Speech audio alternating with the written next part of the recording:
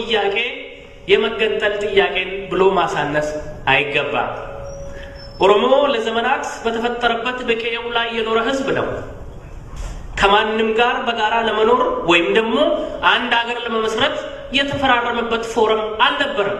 ከኦጋዴኑ፣ ከኦሮሞ፣ ከአማራው፣ ከትግሬውም ጋር በዚች ሀገር እንደዚህ አይነት ሀገር እንመስረት እንደዚህ አይነት ህገ መንግስት ይኖረን ብሎ የተፈራረመበት ወቅት አልነበረም።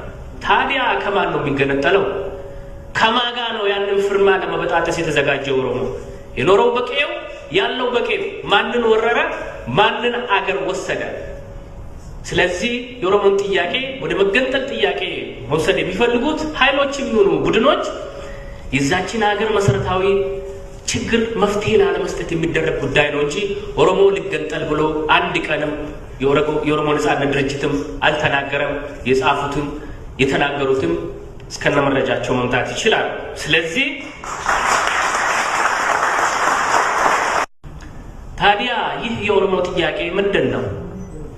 የኦሮሞ ጥያቄ በቀየው ተከብሮ አንቱ ተብሎ የራሱ አዛዥ ሆኖ የመኖር የመብት ጥያቄ ነው። በራሱ ሀብትና ንብረት በነጻነት የማዘዝና የመጠቀም መብት ጥያቄ ነው። ራሱ ሆኖ በራሱ ቋንቋ፣ በራሱ ባህልና ታሪክ፣ በራስ ማንነት ሳይሸማቀቅና ሳይፈራ የመኖር ጥያቄ ነው። በአጠቃላይ በፖለቲካ፣ በኢኮኖሚ፣ በማህበራዊ ዘርፎች ሁሉ ወሳኝ ሆኖ የመኖር ጥያቄ ነው።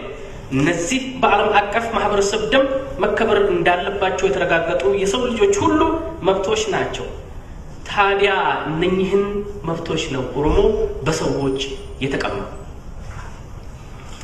በመሰረቱ የእነኚህ መብቶች መከበር ማንንም አይጎዳም፣ የማንንም ሉዓላዊነትም አያናጋም።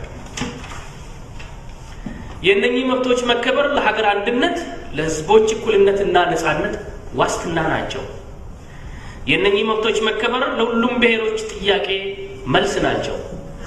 እነኚህን የተፈጥሮ ሀብት መብት መከበር የሚጻረር መንግስት፣ ድርጅትም ሆነ ግለሰብ ጸረ አንድነት፣ ጸረ ነጻነት፣ ጸረ እኩልነት ብለን እናምናለን። እነኚህን እውነታ ሳንቀበልና ሳናከብር ስለ ሀገር አንድነት ሉዓላዊነት ማውራትም ዘበት ነው።